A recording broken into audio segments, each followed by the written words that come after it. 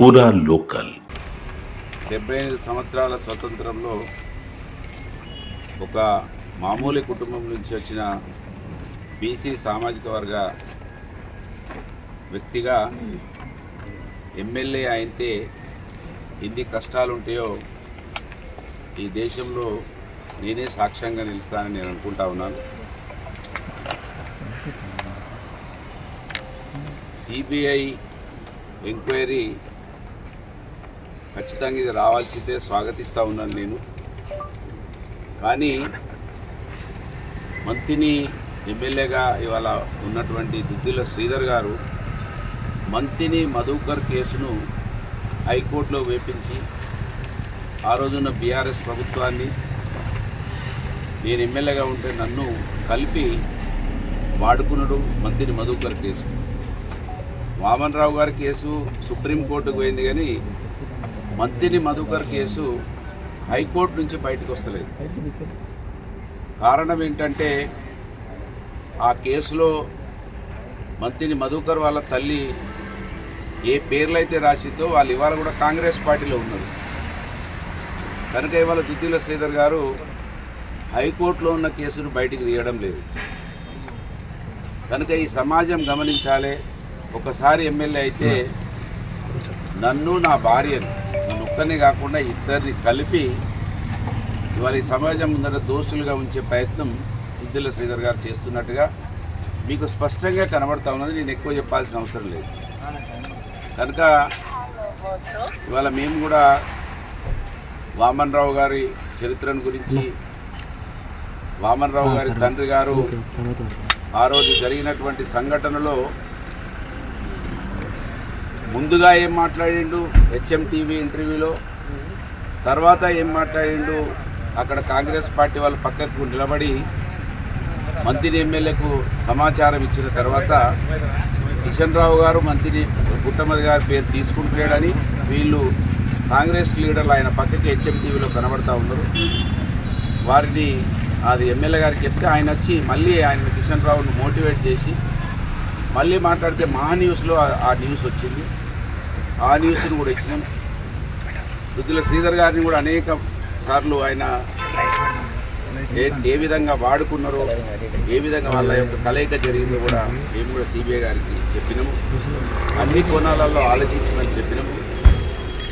మా మీద రాజకీయ కక్ష కోసం దీన్ని వాడుకొని బీఆర్ఎస్ పార్టీని, నన్ను పూర్తిగా ఈ నియోజకవర్గంలో ఎప్పుడు ఓట్లు జరుగుతప్పుడు ప్రజలు మా పక్షాన 70,000 చిల్లర ఓట్లతోటి మమ్మల్ని ఆశీర్వదిస్తూ ఉన్నారు. కనుక దీన్ని వాడుకుంటూ ఉన్నారు. మీరు మరి అన్ని కోణాలలో ఆలోచించాలి అని వారిని విజ్ఞప్తి మేము కూడా మా పక్షాన కూడా చేయడం జరిగింది. దానికి ఇవాళ భారతదేశ చరిత్రలో ఒక బీసీ మధ్యతరగతి నుంచి ఎమ్మెల్యే అయితే ఎన్ని ఇబ్బందులు జరుగుతున్నాయో ఇలా స్పష్టంగా కనబడతా ఉన్నది. శ్రీనివాసు నాకు అక్క కొడుకు, వీణలుడు. కొడుకు తప్పు చేస్తేనే తండ్రికి శిక్ష లేదు, అక్క కొడుకు తప్పు చేస్తే నాకు శిక్ష వేయమని దుద్దిల శ్రీధర్ గారు సుప్రీంకోర్టుకి వెళ్ళి ఈ విధంగా హింసించడము ఈ సమాజం అర్థం చేసుకుంటుందని నేను భావిస్తున్నా. ఏది ఏమైనప్పటికీ చట్టాల మీద, వ్యవస్థ మీద మాకు నమ్మకం ఉంది. మా దేవుడు బాబాసాహెబ్ అంబేద్కర్ గారు రాసిన రాజ్యాంగాన్ని అనుసరించి ఈ చట్టాలు పనిచేస్తాయని నేను భావిస్తున్నా. ఆ రోజు పోలీసు వాళ్ళు ఏ ప్రశ్నలు అయితే వేసినారో ఇవాళ సిబిఐ వారు కూడా అదే ప్రశ్నలు వేసినారు. శ్రీనివాసు ఏమవుతాడు మీకు, ఆయన మీకు ఫోన్ చేసినట్టుగా ఉన్నది, మీరు ఆయనకు ఫోన్ చేసినట్టుగా ఉన్నదని వారు అన్నారు. ఖచ్చితంగా నేను ఫోన్ చేసినా నాకు అక్క కొడుకు అని చెప్పినాము. సో దీని మీద ఇవాళ దీన్ని పెద్ద ఎత్తున పూర్తిగా మేము రాజకీయంగా చూడండి. ఇలా నా ఒక్కరి పేరు పెడితే ఓకే, కానీ నా భార్య పేరును కూడా సుప్రీంకోర్టులో వాళ్ళు వేసినారు. నాకు ఆమె సహధర్మచారిగా అన్నిట్లలో నా వెంబడి ఉంటుంది. కనుక అంటే ఒక్కరిని మొత్తానికే నివారిస్తే కాదు, ఇద్దరిని కలిపి తీసేయాలి ఈ సమాజం నుంచి అని ఇవాళ తెలివిగా దుద్దిల శ్రీధర్ గారు దీన్ని నడిపిస్తూ ఉన్నారు. ఖచ్చితంగా మేము ఈ మట్టిలో పుట్టిన బిడ్డలుగా మా సమాజం కోసం ఎన్ని కష్టాలైనా భరిస్తాము. మేము దేనికైనా సిద్ధంగా ఉన్నాం. కానీ పూర్తి నమ్మకం ఉంది మాకు ఈ సమాజం ఈ చట్టాల మీద ఈ యొక్క న్యాయస్థానాల మీద నమ్మకం ఉంది, గౌరవం ఉంది. ఇది మంచిగా వాళ్ళు అన్ని కోణాలలో ఎంక్వైరీ చేస్తారని నేను భావిస్తున్నా. ఒక బీసీ బిడ్డగా ఎదగడం ఎంత హింసించబడుతున్నామో ఇది అందరూ కూడా అర్థం చేసుకుంటారని.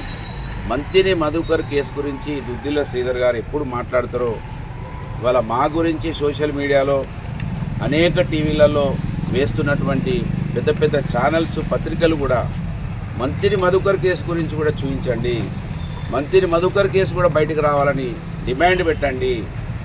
ఒక మామూలు వ్యక్తి విషయాన్ని ఆ రోజు బీఆర్ఎస్ పార్టీకి ఆపాదించినటువంటి దుద్దిల్ల శ్రీధర్ 2 సంవత్సరాలైంది ఆ కేసును ఎందుకు బయటికి తీస్తలేడో, ఎందుకు అది బయటికి రాకుండా ఆపుతున్నాడో దాంట్లో ఆయన ప్రమేయం ఉన్నట్టుగా నేను భావిస్తున్నా. ఒకవేళ ఆయన ప్రమేయం దాంట్లో లేకపోతే ఆ కేసు ఎందుకు బయటికి రావద్దు? అది ఎందుకు బయటికి తీసుకొచ్చి అందులో దోషులు ఎవరున్నారో వాళ్ళ అమ్మ మంత్రి మధుకర్ గారి తల్లి అందులో కాంప్లైంట్లోనే పేరు రాసింది. ఆమె ఎవరెవరు మీద ఆమెకు అనుమానం ఉంది. కానీ వాళ్ళ కిషన్ రావు గారు మా పేర్లు రాయలేదు మొదటి రోజు. ఆయన కాంప్లైంట్లో లేదు. ఆయన ఫస్ట్ రోజు టీవీలకు మాట్లాడినప్పుడు కూడా ఆయన మా పేర్లు ఎప్పుడు కూడా తీసుకోలేదు. కానీ 2వ రోజు నుంచి మా మీద దాడి స్టార్ట్ అయిపోయింది. నాతో పాటు నా భార్య పేరును కూడా ఇవాళ ఇన్వాల్వ్, అంటే మా ఇద్దరిని కూడా ఇక రాజకీయాలలో ఈ కుటుంబాన్ని ఉంచడానికి మేము ఒప్పుకోము. సిఆర్ బాబు అంటున్నారా, పొలిటికల్ సిఆర్ బాబు అడగదొక్కడానికి ప్రయత్నం చేస్తున్నారా? ఈ కేసు అంతా కూడా ఎవరో నడిపించే సిఆర్ బాబు స్పష్టంగా ఆయన లేకపోతే సుప్రీంకోర్టుకు కిషన్ రావు పోగలుగుతాడా?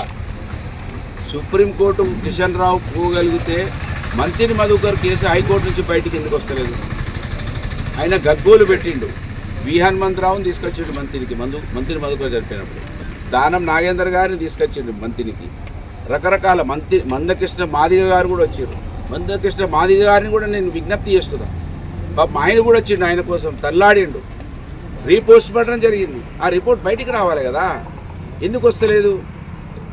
అది కూడా ఎలక్షన్ల ముందు ఒక రిపోర్ట్ వస్తుంది, ఒక రిపోర్ట్ రాదు. 2 డాక్టర్లు వస్తే ఒక డాక్టర్ రిపోర్ట్ బయటకు చూపిస్తారు, ఇంకో డాక్టర్ రిపోర్ట్ బయటకు చూపించారు. అది కూడా వైరల్ చేస్తారు. అంటే ఏ ఇష్యూ అయినా ఎలక్షన్ కోసమే వాడుకుంటున్నాడు దుద్దిల్ల శ్రీధర్ గారు. ఇంతకన్నా ఏమి ఎక్కువ సాక్ష్యం కావాలి? మీరు గట్టు కిషన్ రావు గారి దగ్గర చూసిరు కదా, ఆయన సుప్రీంకోర్టుకు పోయే స్థాయి ఉందా? మీరు చూడండి ఆయన ఆస్తులు. అంటే ఎవరు దీనికి మూల కారణం? దుద్దిల్ల శ్రీధర్ గారు ఇంకెవరు ఉంటారు? ఆయన కిషన్ రావు గారు కాంప్లైంట్లో పేరు లేవు.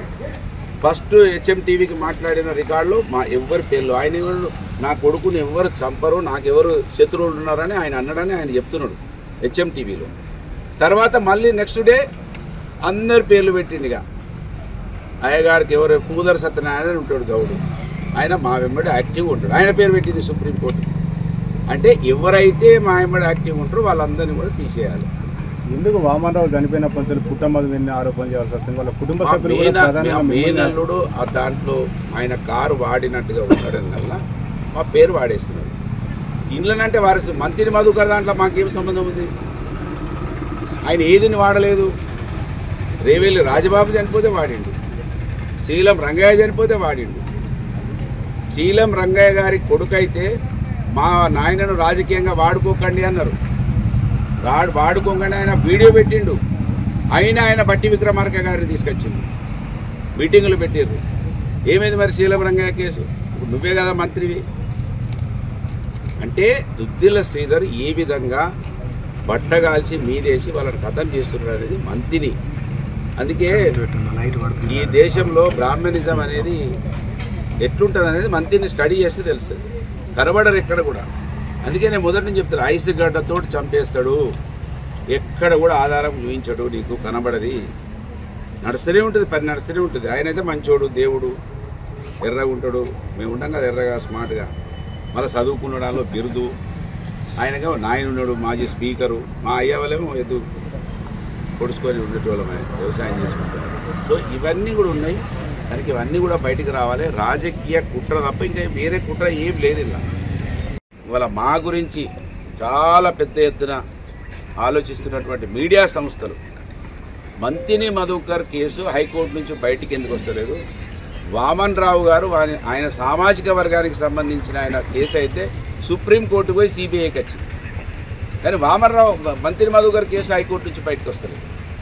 దీంట్లో అంతర్యం ఏంటిది? దుద్దిల శ్రీధర్కి అట్లా ప్రమేయం ఉందా? ఇవాళ జవాబు చెప్పాలని కోరుతూ మేము వారికి నోటీస్కు రెస్పాండ్ అయ్యి వచ్చినాము. వారికి ఏవైతే మమ్మల్ని క్వశ్చన్లు వేసినామో మేము సమాధానం చెప్పినాము. అన్ని కోణాలలో కూడా ఆలోచించాలని వాళ్ళ విజ్ఞప్తి చేసినాము.